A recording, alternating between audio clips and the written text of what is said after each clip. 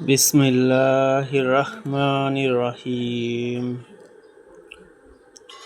সূরা বাকারা 286 আয়াত, 40 রুকু, মাদানী। আলিফ লাম মিম। এটি আল্লাহর কিতাব, এতে কোনো সন্দেহ নেই।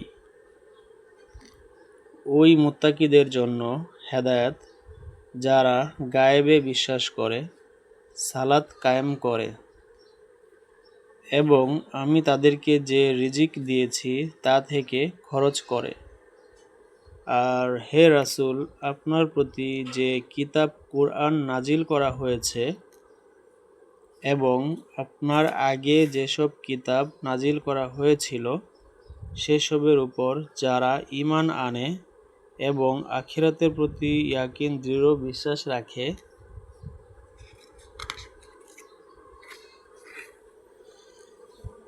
এ ধরনের লোকেরাই তাদের রবের দেখানো সঠিক পথে আছে এবং তারাই সফলতা লাভের অধিকারী।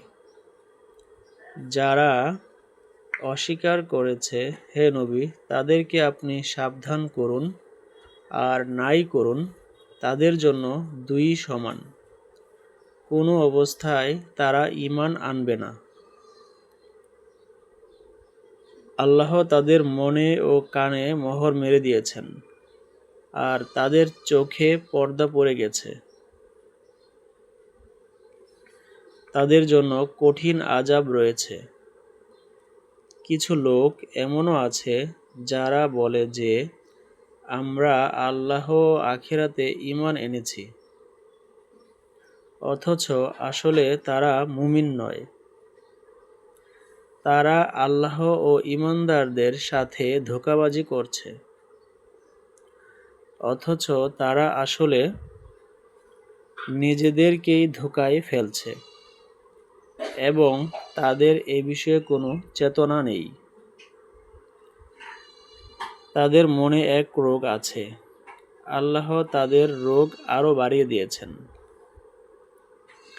এবং এরা যে মিথ্যা বলছে সে কারণে তাদের জন্য বেদনাদায়ক আযাব রয়েছে। তাদেরকে যখনই বলা হয়েছে, দুনিয়ায় তোমরা ফাসাদ সৃষ্টি করো না, তখন তারা বলেছে, আমরা তো সংশোধনকারী। সাবধান, এরাই আসলে ফাসাদ সৃষ্টিকারী, কিন্তু এদের কোনো চেতনা নেই।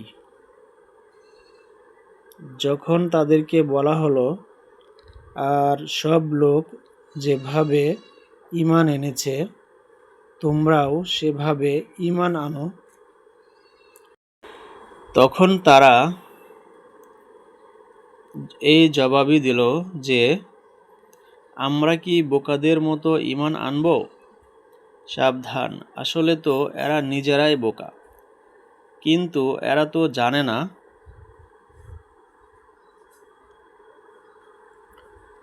যখন এরা ঈমানদারদের সাথে দেখা করে তখন বলে, আমরা ঈমান এনেছি, আর যখন তাদের শয়তানদের সাথে আলাদাভাবে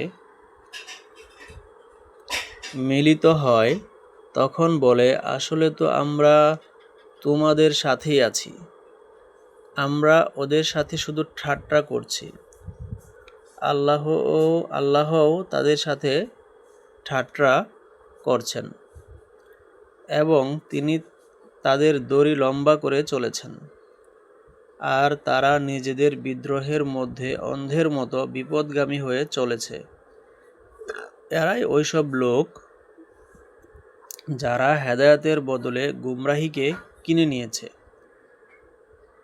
কিন্তু তাদের এ ব্যবসা লাভজনক হয়নি এবং এরা মোটেও সঠিক পথে নেই।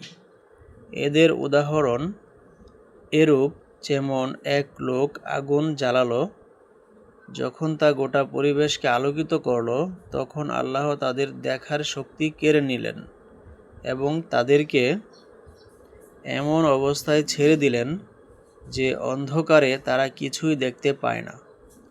এরা বধির, বোবা, অন্ধ, এরা আর ফিরবে না। অথবা এদের উদাহরণ এভাবে বুঝে নাও যে আসমান থেকে খুব বৃষ্টি হচ্ছে এবং এর সাথে অন্ধকার, বজ্র ও বিদ্যুৎ আছে। এরা বজ্রের আওয়াজ শুনে মৌতের ভয়ে কানে আঙ্গুল ঢুকিয়ে রাখে, আর আল্লাহ এ কাফিরদেরকে ঘেরাও করে আছেন।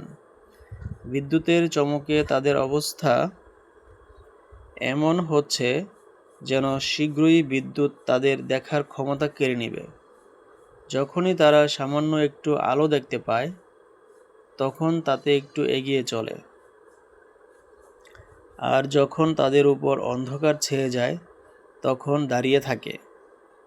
আল্লাহ ইচ্ছে করলে তাদের শোনার ও দেখার শক্তি একেবারেই কেড়ে নিতেন।